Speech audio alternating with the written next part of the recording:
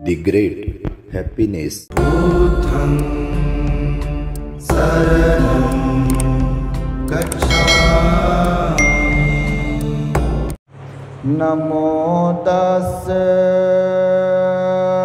भगवतो अरहतो सम्मा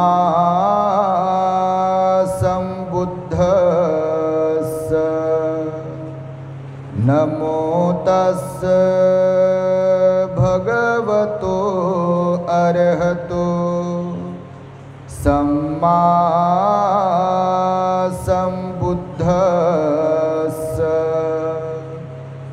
नमो तस्से भगवतो अरहतो सम्मा सम्बुद्धस्स। सुखो बुद्धानं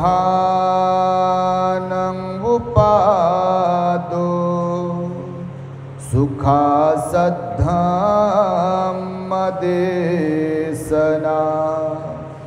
सुखासंघस्य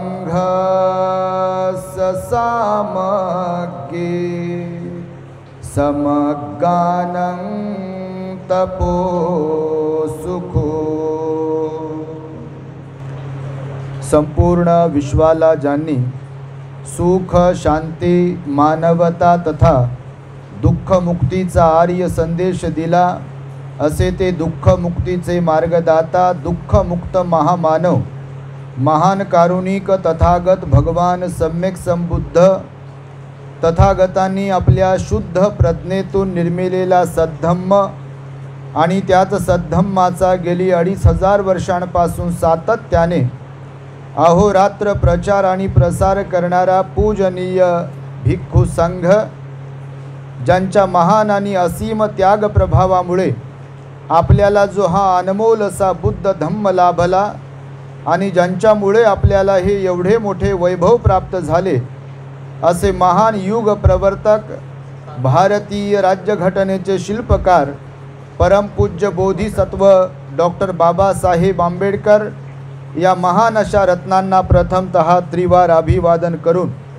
आज या महान मंगलमय ज्येष्ठ पौर्णिमेच्या दिनी श्रद्धावान धम्म उपासिका आयुष्मती कमल विरशिद आणि श्रद्धावान धम्म उपासक आयुष्मान किशोर विरशिद यांच्या वास्तूच्या नूतनीकरणाच्या निमित्ताने पूजनीय भिक्षू संघाकडून आज ही बुद्धपूजा मंगलमैत्री गृहप्रवेश धम्म संस्कार या ठिकाणी संपन्न होत आहे।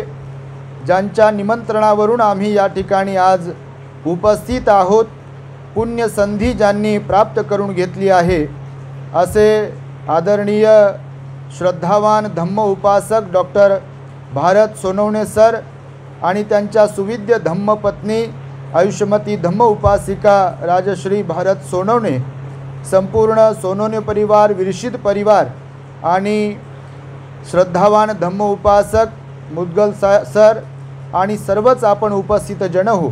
सर्वप्रथम तुम्हा सर्वांच्या प्रती तथा दी ग्रेट हॅपीनेस या आपल्या यूट्यूब चॅनलचे सर्वच दर्शक या सर्वांच्या प्रती मंगलमैत्री सद्भावना व्यक्त करतो आणि तथागत भगवान बुद्धांनी 2600 वर्षांपूर्वी सांगितलेल्या धम्मोपदेशास प्रारंभ करतो।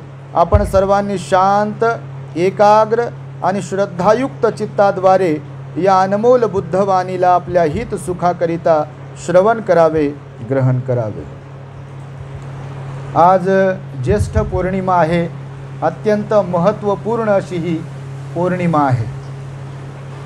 असा ऐतिहासिक असा हा दिवस आहे, कारण आपणास ठाऊक असेल यापूर्वीची जी पौर्णिमा झाली ती वैशाख पौर्णिमा होती आणि वैशाख पौर्णिमेला सिद्धार्थ गौतम बोधिसत्व बुद्ध झाले होते आणि बुद्ध झाल्यानंतर 7 आठवडे जिथे ज्ञान प्राप्त झाले त्याच बोधिवृक्षाच्या आसपास एक आठवडा त्यांनी व्यतीत केलेला आहे आणि हा त्यांचा या पौर्णिमा दरम्यानचा शेवटचा म्हणजे 7वा आठवडा होता। ते राजायतन या वृक्षाखाली होते आणि त्या वृक्षाखाली असताना काही घटना घडलेल्या आहेत आणि म्हणून सर्वप्रथम उपदेशाला प्रारंभ करत असताना मी विरशित परिवार आणि सोनवणे परिवाराचं अभिनंदन करेल, त्यांना मनपूर्वक शुभेच्छा देईल.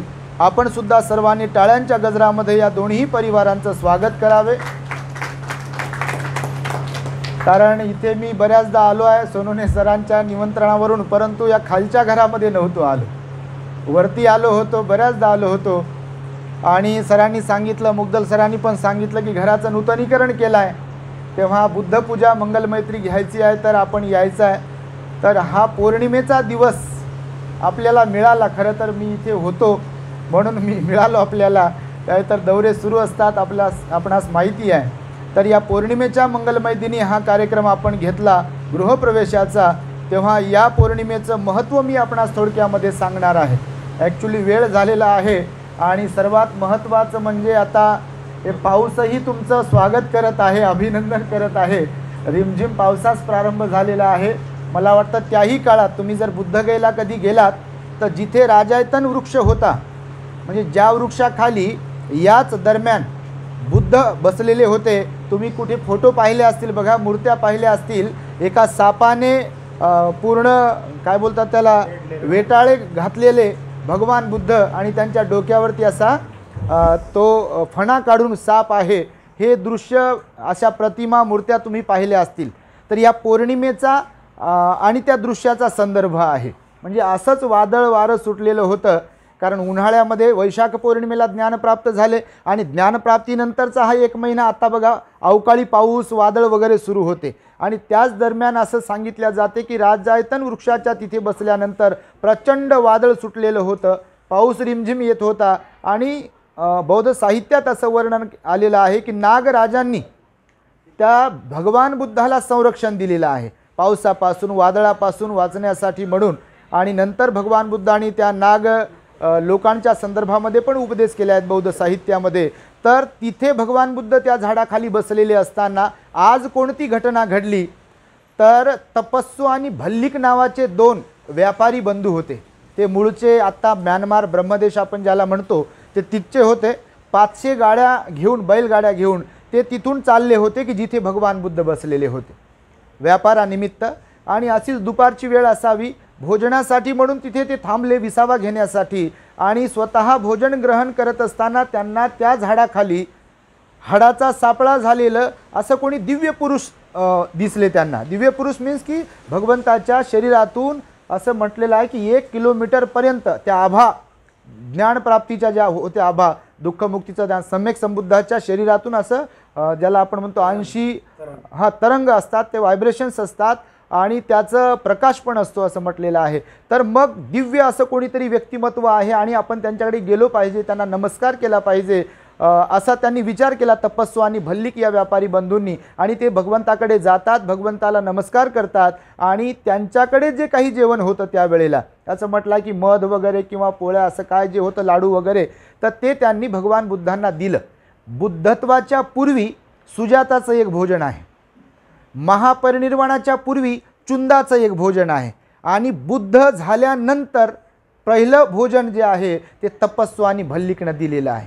आणि तपस्सू भल्लिक हे एवढे पुण्यवान ठरलेले आहेत की बुद्ध झाल्यानंतर 45 वर्ष भगवान बुद्ध फिरत राहिले.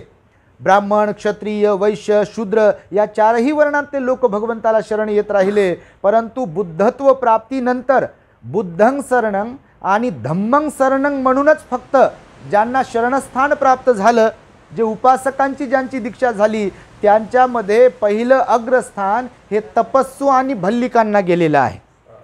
तेव्हा संघाची स्थापना झालेली नव्हती. म्हणजे आपण जसं म्हणतो की बुद्धं शरणं गच्छामी, धम्मं शरणं गच्छामी आणि संघं शरणं गच्छामी, तर आजच्या पौर्णिमेला फक्त 2च शरण ग्रहण करून त्या तपस्सू आणि भल्लिकाची दीक्षा झालेली आहे. ती म्हणजे बुद्धं शरणं गच्छामी आणि धम्मं शरणं गच्छामी. भगवंताला ते शरण आले आणि भगवंताने त्यांना थोडक्यात उपदेश केला असेल, कारण पात्रता ओळखून भगवान बुद्ध उपदेश करायचे. भगवान बुद्धांचं जर साहित्य तुम्ही वाचलं, त्यांचं जीवनचरित्र जर वाचलं किंवा त्यांची चर्या जर तुम्ही वाचली तर तुमच्या लक्षात येईल की जसं तुम्ही डॉक्टर आहात, तुमच्याकडे जेव्हा पेशंट्स येतात, वेगवेगळे पेशंट येतात तुमच्याकडे, तर तुम्ही प्रत्येक पेशंटला तेच ते इंजेक्शन देत नाही, तोच तो डोस देत नाही.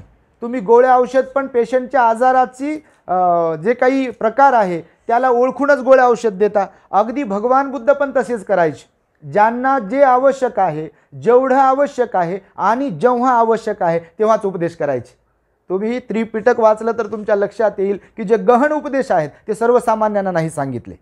महामंगल सुत्तासारखे उपदेश सर्वसामान्यांना सांगितलेले आहेत. शिगालोवाद सुत्तासारखे उपदेश सर्वसामान्यांना सांगितलेले आहेत. परंतु अभिधम्म पिटकातील जे उपदेश आहेत, मन आणि मनाशी संबंधित जे की मेडिटेशनच्या संदर्भामधले आहेत, ते मात्र भिक्षूंना उपदेश केलेले आहेत. आणि तेही त्याच भिक्षूंना की जे अर्हत बनू शकतात. प्रथम पायरी ज्यांनी पार केली आहे त्यांना पण नाही सांगितले. तर मग भगवान बुद्धांनी तिथे त्या तपस्सू आणि भल्लिकाला दीक्षा दिली. पहिलं उपासकाचं त्यांनी दीक्षा ग्रहण केली, ते ब्रह्मदेशाचे होते. मग भगवंताकडून त्यांनी भगवंताला म्हटलं की भगवान आपली भेट आता कधी होईल माहिती नाही, तर आम्हाला अशी काहीतरी एक आठवण द्या की ज्याला पाहून आम्ही तुमचं स्मरण करत राहू, आम्ही वंदन करत राहू, आम्हाला तेवढी श्रद्धा प्रकट करता येईल. तर भगवंतांनी असं म्हटलेलं आहे की डोक्यामध्ये हात घातला आणि त्यांच्या एवढ्या याच्यामध्ये जेवढे काही केस आले तर त्यावेळेस मग ते केस त्यांना देऊ केले भगवंताने. आणि ते मग ब्रह्मदेशाला गेले तपस्सू आणि भल्लिक ते केस घेऊन भगवंताचे. आणि तिथे त्यांनी मला वाटतं रंगूनला का कुठेतरी ब्रह्मदेशामध्ये एक पॅगोड्याचं निर्माण केलं आहे. गोल्डन पॅगोडा आजही ब्रह्मदेशामध्ये, मला वाटतं शॅडोगाड पॅगोडा असं काही त्याचं नाव आहे. तर त्या पॅगोड्याचं त्यांनी निर्माण केलं. सुवर्ण याच्यामध्ये पेटीमध्ये भगवंताचे केस ठेवलेले आहेत. ब्रह्मदेशामध्ये केस धातू आहे, श्रीलंकेमध्ये दंत धातू आहे आणि भारतामधल्या विविध चैत्यांमध्ये स्तूपांमध्ये भगवंताच्या अस्थिधातू ठेवलेल्या होत्या. त्यापैकी सम्राट अशोकाने त्या 9 स्तूपांचं उत्खनन केलं की ज्यांच्यावरती ते अस्थिस्तूप बांधले होते भगवंताचे त्यांच्या महापरिनिर्वाणानंतर. आणि त्याच्या वाटण्या केल्या 84,000 ठिकाणी. आपण जे म्हणतो ना 84,000 स्तूपाचं चैत्यांचं निर्माण केलं सम्राट अशोकाने.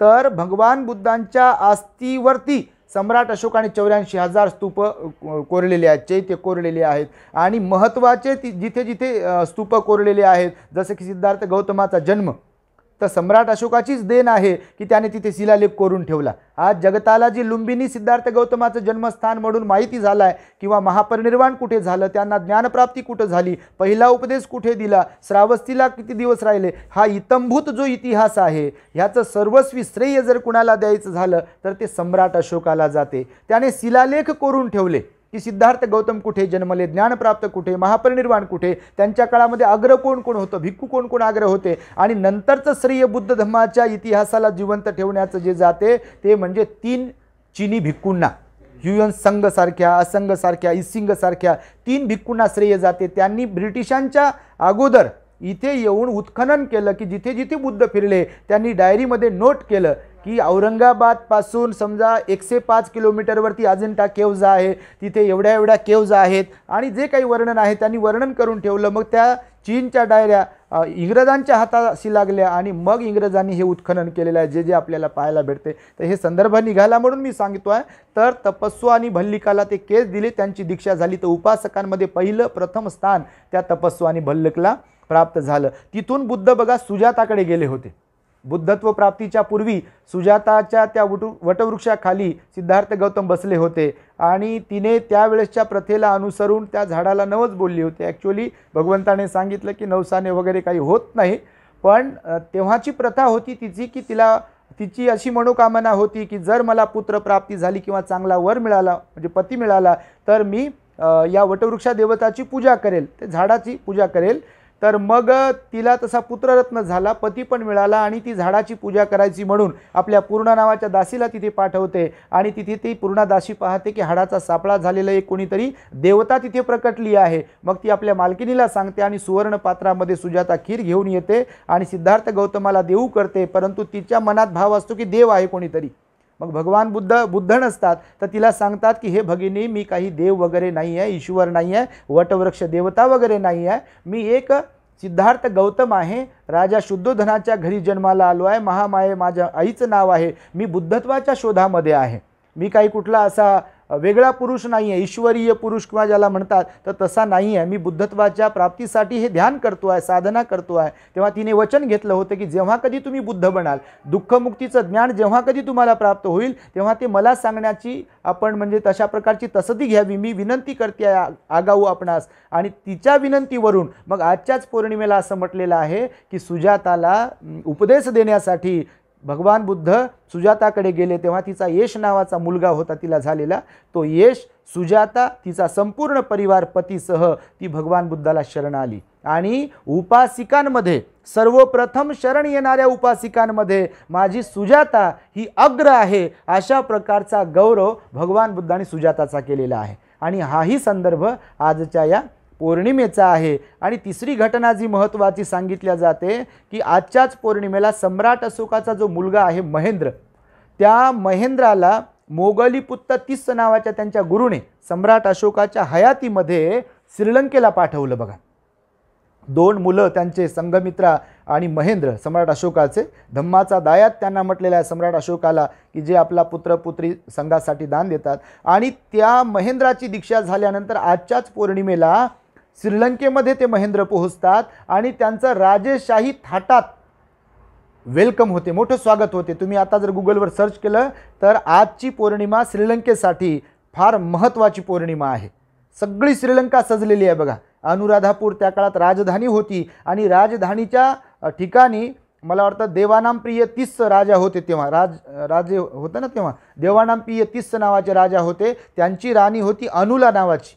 तर त्यांचं शासन होतं. तर त्यांनी आपल्या राजेशाही इतमामात महेंद्र भंतेजी आणि त्यांच्या समवेत असलेल्या भिक्षूंचं मोठ्या थाटामाटामध्ये स्वागत केलं. महेंद्र भंतेजी तिकडेच राहिले, 38 वर्ष श्रीलंकेमध्ये राहिले. 20-22 वर्षांचे असताना मला वाटतं ते दीक्षित उपसंपदा झाली त्यांची आणि संपूर्ण जीवन त्यांनी तिकडे घालवलं. नंतरच्या काळामध्ये मग संघमित्रा ज्या होत्या सम्राट अशोकाची मुलगी, त्यांनाही बोलविण्यात आलं आणि त्याही मग बोधिवृक्षाची शाखा घेऊन श्रीलंकेला पोहोचल्या. आणि आजही तो 2300 वर्ष जुना असलेला बोधिवृक्ष, जो की मूळ बोधिवृक्षाची शाखा आहे आपल्या बुद्धगयेच्या, तो श्रीलंकेमध्येच आहे. ओरिजिनल बोधिवृक्ष जर कुठे असेल की ज्या झाडाखाली सिद्धार्थ गौतमाला ज्ञानप्राप्ती झाली तर तो एकमेव आता श्रीलंकेमध्ये आहे. हा जो बोधिवृक्ष आहे आता बुद्धगयेला असलेला, हा मूळ नाही आहे. आता जो आपण पाहतो आहे तो मूळ नाही आहे. मला वाटतं 1 2 3 4 हा 4था की 5वा असावा. हा ब्रिटिशाने लावलेला बोधिवृक्ष आहे. हा जो आत्ताचा आहे, कनिंगहम जो आर्कॉलॉजी डिपार्टमेंटचा फाउंडर आहे, ब्रिटिश अधिकारी त्यावेळेसचा, ज्याने उत्खनन केलं, ज्याच्या मार्गदर्शनाखाली बौद्ध वारसा जो सापडला आहे, तर त्या कनिंगहमने मला वाटतं 1800 काहीतरी आहे त्यावेळेला हा बोधिवृक्ष लावलेला आहे. परंतु मूळ जो बोधिवृक्ष आहे, ब्रँच मूळ, तर सम्राट अशोकाच्या पत्नीने पण त्याची जाळली, पण त्याच्या अगोदर मग संघमित्राकडून ती श्रीलंकेला पोहोचवल्या गेलेली आहे. तर अनुराधापूर येथे श्रीलंकेमध्ये तो बोधिवृक्ष आज आहे. तर या 2 बहीण भावाने, कोणी संघमित्राने आणि महेंद्राने, त्या श्रीलंका राष्ट्राला बौद्धमय बनवलं होतं. बघा, घोषित बौद्ध राष्ट्र म्हणून श्रीलंकेची त्या काळामध्ये ओळख होती. संपूर्ण श्रीलंकेमध्ये, श्रीलंकेची विशेषतः भिक्खुणी संघ जो आहे भगवान बुद्धाच्या नंतर जगामध्ये सर्वात प्रथम जर कुठे निर्माण झाला असेल तर तो श्रीलंकेमध्ये. म्हणजे भारताला सोडून भारताबाहेर भिक्षुणी संघाची निर्मितीसुद्धा श्रीलंकेमध्ये संघमित्रा माताजीने केलेली आहे. तर अशा प्रकारचा हा संदर्भ आहे आणि त्यामुळे या पौर्णिमेला आपल्याकडे गृहप्रवेश होतो आहे. ही फार आनंदाची गोष्ट आहे. ह्या सगळ्या हिस्टॉरिकली गोष्ट आहेत आणि त्यामुळे भगवान बुद्धांनी बघा मानवी जीवनाविषयी बरेच उपदेश केलेले आहेत. भगवान बुद्ध म्हणाले जगण्याचा अर्थ आपल्याला कळाला पाहिजे. ह्या सगळ्या गोष्टींमध्ये आपण हे जे जीवन जगतो आहे, धावपळीचं जीवन आहे प्रत्येकाचं आणि प्रत्येकाच्या उद्देश वेगवेगळे आहेत प्रत्येकाचे इथे, परंतु सुख मात्र प्रत्येकाला हवं आहे. सुख प्रत्येकाला आवश्यक आहे. सुखासाठी भगवान बुद्ध म्हणाले धम्माचं आचरण केल्याशिवाय सुख मिळू शकत नाही. आपल्यामध्ये चांगले सद्गुण आत्मसात केल्याशिवाय आपल्याला सुख मिळत नाही. म्हणून या जीवनाचा अर्थ ओळखण्यासाठी आपल्याला धम्माचं आचरण करावं लागेल, शील पालन करावं लागेल. जसं पौर्णिमेला उपोषित शील सांगितलं भगवंतांना, आठवड्यातून 1 दिवस उपोषिताचं पालन करण्यासंदर्भात उपदेश केले. त्यानंतर भगवान बुद्धांनी पंचशील सांगितलेलं आहे. आपल्याला माहीत असेल अंगुलिमालासारखे लोक, पटाचार्यासारख्या महिला, आम्रपालीसारख्या महिला भगवान बुद्धाच्या धम्माला शरण आल्यामुळे बदलल्या. तेव्हा आपणही आपल्या जीवनाला, खरं तर बाबासाहेबांमुळे आपल्याला हा बुद्धाचा धम्म प्राप्त झाला. ज्या समाजाला, ज्या लोकांना धम्म माहिती नव्हता किंवा ज्यांना कुठल्याही प्रकारचे अधिकार नव्हते, त्या समाजाला बाबासाहेबांनी बुद्ध दिला. ज्यांना मंदिरामध्ये येऊ दिलं जात नव्हतं त्याही लोकांना बाबासाहेबांनी बुद्ध दिला. आणि त्यामुळे बुद्ध हे सर्वश्रेष्ठ रत्न आहे. आपण वंदनेमध्ये म्हणतो, यं किंची रतनं लोके विज्जती विविधा पुथू रतनं बुद्ध समंग नत्थी रतनं धम्म समंग नत्थी रतनं संग समंग नत्थी तस्मा सोती भवंतु मे. म्हणजे या जगामध्ये बुद्ध रत्नासमान, धम्म रत्नासमान आणि संघ रत्नासमान असं कोणतंही रत्न नाही आहे की जे या तीन रत्नांची बरोबरी करू शकेल. म्हणून जीवन जगण्यासाठीचा मार्ग, खरं तर सुखी जीवन जगण्याची कला ही भगवान बुद्धांनी शिकवलेली आहे. भरकटलेल्या लोकांना भगवान बुद्धांनी हा मार्ग सांगितला. उद्ध्वस्त झालेली पटाचारा असेल किंवा आम्रपाली गणिका असेल किंवा राजे लोक असतील त्या काळातले, भगवंताला शरण येत गेले. आपण पुण्यवान आहोत खरं तर की आपल्यालाही हा बुद्धाचा धम्म मिळाला. भगवान बुद्ध म्हणाले, जीवन अनमोल आहे आणि मरण्याच्या पूर्वी आपल्याला होशमध्ये राहून या जीवनाला, या आयुष्याला ओळखता आलं पाहिजे. फार कमी लोक असतात म्हणाले भगवान बुद्ध की या जीवनाला ते ओळखू शकतात. इथे मरणाऱ्यांची संख्या ही जास्त आहे आणि भगवान बुद्ध म्हणाले वाईट लोकांची संख्या ही इथे जास्त आहे. भगवंताला एकदा विचारलं, भगवान या जगामध्ये सर्वात जास्त कोणत्या लोकांची संख्या आहे, चांगल्या लोकांची की वाईट लोकांची? त्यावर भगवान बुद्ध म्हणाले वाईट लोकांची संख्या जास्त आहे. कारण आपण जर पाहिलं तर आपल्या अवतीभवती सर्वात जास्त कोणती लोक असतात? शीलाचं पालन न करणारे लोक आहेत, हिंसक लोक जास्त आहेत, चोरी कर्म करणारे लोक जास्त आहेत, व्यभिचार करणारे लोक जास्त आहेत, खोटं बोलणारे, निंदा करणारे लोक, व्यर्थ बडबड करणारे लोक, रागाने बोलणारे लोक यांची संख्या जास्त आहे. दारू, गांजा, बिडी, तंबाखूचं सेवन करणाऱ्या लोकांची संख्या जास्त आहे. भगवान बुद्ध म्हणाले तुमच्या हातामध्ये आहे की तुम्हाला काय बनायचं आहे. तुम्ही तुमचे मार्गदाता आहात, तुम्ही तुमचे मार्गदर्शक आहात. आत्ताही अत्तनो नाथो कोही नाथो परोसिया म्हणाले भगवान बुद्ध. तुम्ही तुमचे मालक आहात, इथे दुसरा कोणी तुमचा मालक नाही. तुम्ही जे ठरवाल ते बनू शकता. हा उपदेश फक्त भगवान बुद्धांनी दिलेला आहे. बुद्ध म्हणाले की बाह्य ताकदीवरती आपण विश्वास ठेवता कामा नये. जर आपण ठरवलं आपल्याला तर अंगुलीमालाचा भिक्षू बनू शकतो. अंगुलीमाल पण तर अंगुलीमाल होता बघा, 999 खून करणारा होता. पण भगवान बुद्ध त्याच्याकडे गेले आणि निमित्त ठरले. भगवान त्याला एवढंच म्हणाले की तुझ्यातलं साधुत्व अजून कायम आहे, तू त्याला टिकवण्याचा प्रयत्न कर. आणि अंगुलीमालाला असं सांगितलं आहे की झाडाची पानं तोडली भगवंताने आणि त्याला सांगितलं की आता हे जोडून दाखव. तर तो म्हणतो की आता हेच कसं शक्य आहे? मग भगवान त्याला म्हणतात की तोडणं सोपं आहे पण जोडणे फार अवघड आहे, कठीण आहे. कोणत्याही गोष्टीचं बघा, तोडणं फारच सोपं आहे. कुणाला तरी टाकून बोलणं फार सोपं आहे, कुणाला शिव्या देणं फार सोपं आहे, कुणाचा अपमान करणं फार सोपं आहे, परंतु कुणाचा आदर करणं फार अवघड आहे, नाही का? कुणाला प्रेम देणं हे फार अवघड आहे. मारणं सोपं आहे परंतु आपलं बनवणं फार अवघड आहे. आणि भगवंताची ही शिकवणूक संपूर्ण जगताला आज प्रेरणा देते. माणसं जोडण्याच्या संदर्भामध्ये भगवान बुद्ध म्हणाले आपल्या समान सर्वांना मानलं पाहिजे. एकदा भगवंताच्या काळामध्ये बघा, एक शॉर्ट स्टोरी मी सांगेल आपणास की श्रावस्तीला भगवान राहत होते. अनेक ठिकाणी भगवान बुद्ध राहिले. श्रावस्तीमध्ये राहत असताना असाच एक तरुण मुलगा होता. आणि तो तरुण मुलगा बघा, त्याचा स्वभाव असा होता की तो ना आईला मानत होता, ना वडिलांना मानत होता, ना भावाला मानत होता, ना बहिणीला मानत होता, ना वडीलधाऱ्या लोकांना मानत होता, ना गुरुजींना म्हणजे ना गुरूंना मानत होता, म्हणजे भिक्षूंना पण मानत नव्हता.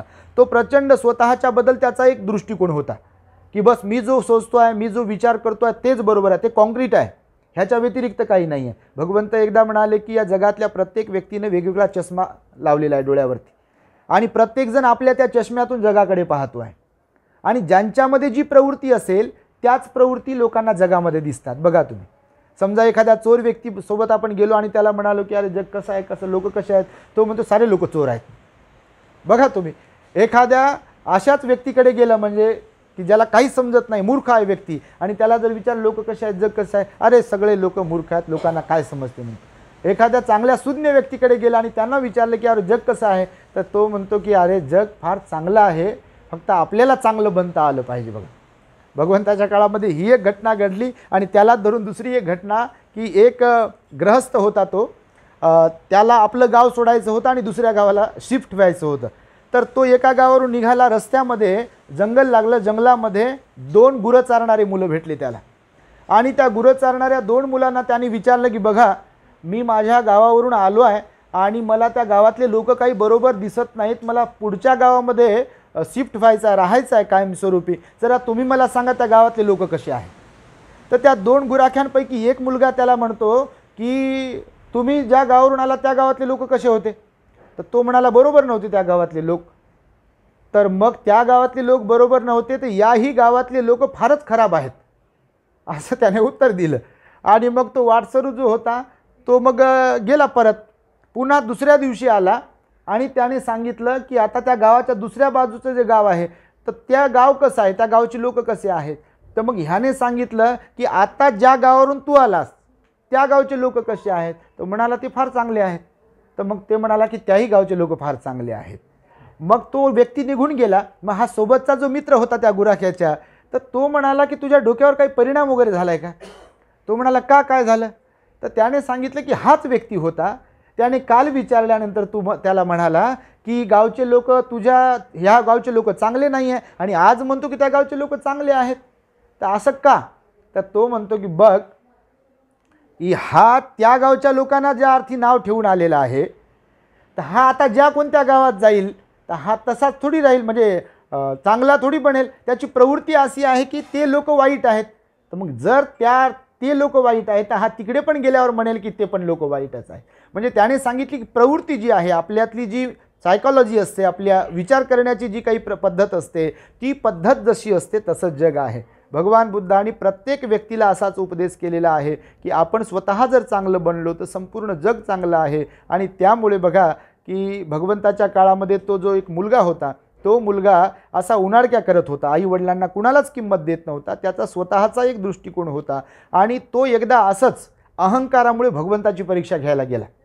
त्याला वाटलं हे भगवान बुद्ध फार स्वतःला असं समजतात तसं समजतात, तर आपणही जाऊ त्यांच्याकडे आणि पाहू ते जाणकार आहेत काय, ते मला बोलतात का स्वतःहून, हे मी पाहतो जरा.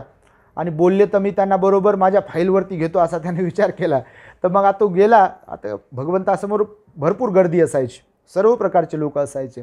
मग तो गेला आणि उभा राहिला. त्याने मनोमन विचार केला होता की भगवान बुद्धांनी जर मला बोलले स्वतःहून आणि माझं नाव वगैरे घेतलं तर मी समजेल की भगवान बुद्ध फार मोठी हस्ती आहेत. आणि जर त्यांनी मला बोलले नाही, ओळखलं नाही, तर मी समजेल की ते असेच आहेत. मग तो गेला आणि उभा राहिला. प्रवचन वगैरे झालं भगवंताचं आणि त्याने विचार केला की मला तर काही बोलत नाही आहेत, यांनी ओळखलं नाही मला. लोक तर फार म्हणतात की भगवान सर्वज्ञ आहेत, सर्वांना ओळखणारे आहेत वगैरे वगैरे, मनातील भाव ओळखणारे आहेत. तर याने काही ओळखलं नाही, भगवंताने काही ओळखलं नाही. तर तो जात होता, रिटर्न जात होता. तेवढ्यात भगवान बुद्ध त्याला म्हणाले की हे गृहस्था इकडे ये, ज्या हेतूने तू इथे आला होता तो हेतू तर पूर्ण कर. तू मला काहीतरी विचारण्यासाठी इथे आला आहेस ना. पण त्याला वाटलं की अरे हे तर ओळखलं भगवान बुद्धाने. की मग भगवान बुद्ध त्याला म्हणाले की तुझ्यामधला जो हेकाडपणा आहे की कुणालाही असंच तुच्छ समजायचं किंवा कुणालाच मानायचं नाही, या जगामध्ये कुशल नाही आहे, अकुशल नाही आहे, पुण्य नाही आहे, पाप नाही आहे, माय नाही, बाप नाही, कशाचंच काही महत्त्व नाही, आदर नाही, काहीच नाही आहे. म्हणजे अशा प्रकारची एक नास्तिकतेची भावना त्याच्या मनामध्ये होती आणि त्याच्याबद्दल अहंकार होता. तर भगवान बुद्ध म्हणाले बघ तुझा जो स्वभाव आहे तो स्वभाव योग्य नाही आहे. आईवडिलांनी जन्म दिला ना तर आईवडिलांचा रिस्पेक्ट करणे, त्यांचा सन्मान करणे, त्यांची पूजा करणे एक पुत्र म्हणून तुझं परम कर्तव्य आहे. तू गुरूंचाही सन्मान केला पाहिजे, आईवडिलांचाही सन्मान केला पाहिजे, त्यांचा गौरव केला पाहिजे. हे तुझं कर्तव्य आहे. ते जर तू पाळलं तर आईवडीलसुद्धा तुला प्रेम देतील, आईवडील तुझ्यावर चांगले संस्कार टाकतील आणि तुला पुण्यकर्म करण्याची संधी प्राप्त होईल. अशा प्रकारचा एक छोटासा उपदेश बघा त्या मुलाला भगवंताने दिलेला आहे. आणि तो मुलगा बदलला, भगवंताच्या पायावरती त्याने लोळण घेतलं. आणि तेव्हा सगळे लोक म्हणाले की अरे हा तर आईचं मानत नाही, वडिलांचं मानत नाही, भावाचं मानत नाही, कुणाचंही मानत नाही, कुणालाही आदर देत नाही आणि हा भगवंताला आता वंदन करतो आहे. तेव्हा भगवंताने सांगितलं की योग्य संगत जर मिळाली, योग्य मार्गदर्शन जर मिळालं तर लोक बदलू शकतात. आणि प्रत्येकामध्ये तशी पात्रता देखील हवी असते की आपल्याला बदलायचं आहे म्हणून. आणि त्यामुळे या जीवनामध्ये प्रत्येक व्यक्तीने आपल्याला स्वतःला बदलवलं पाहिजे. जीवन अनमोल आहे, आपण मरणधर्मी आहोत. सगळ्यांशी प्रेमाने वागणाऱ्यांपैकी आपण असलो पाहिजे, आई वडिलांचा सन्मान करणाऱ्यांपैकी असलो पाहिजे, बुद्ध बाबासाहेबांच्या मार्गावरती चालणाऱ्यांपैकी आपण असलो पाहिजे. आणि मला माहिती आहे की चांगल्या प्रकारे विरशित परिवार असेल, सोनोने परिवार असेल, आता विरचित परिवाराच्या काय संपर्कात आपण नाही आहे, परंतु सोनोने परिवाराच्या संपर्कात आहे. ते सोनोने परिवार भिक्षू संघाच्या संपर्कात आहे. समाजाभिमुख होऊन आपण काम करतायत. नोकरीत असताना देखील आंबेडकरी चळवळीशी आपण एकनिष्ठ आहात. बाबासाहेबांच्या विचारांवरती चालणाऱ्यांपैकी आहात. बाबासाहेबांच्या या सामाजिक लढ्यामध्ये योगदान देणाऱ्यांपैकी आपण आहात. तेव्हा निश्चितपणे इथे राहत असताना आपल्या संपूर्ण परिवाराला, दोन्ही परिवाराला सुख शांतीचं जीवन प्राप्त हो. इथे राहत असताना आपण रोज आणि रोज बुद्ध धम्माचं आचरण करत राहो. विशेषतः मेडिटेशन करत राहो. मंगलमैत्रीचा भाव, मंगलमैत्री करत राहो. एकमेकांच्या प्रति प्रेमाने, आपुलकीने, जिव्हाळ्याने वागत राहो आणि त्या योगी आपणास सुख शांतीचे जीवन प्राप्त हो. अशा प्रकारची मंगल आणि उदात्त कामना वेळेच्या अभावी व्यक्त करून मी माझ्या शब्दांना इथे पूर्णविराम देतो आहे.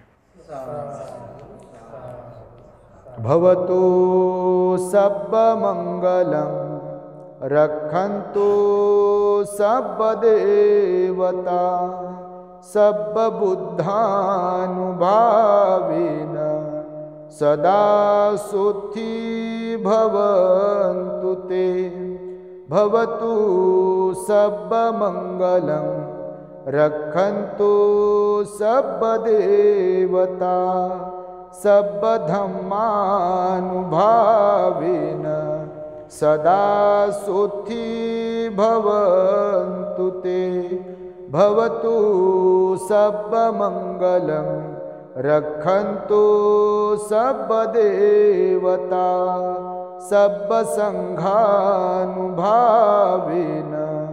सदा सुखी भवन्तु ते. सा सा सा. The great happiness. बुद्धं शरणं गच्छामि.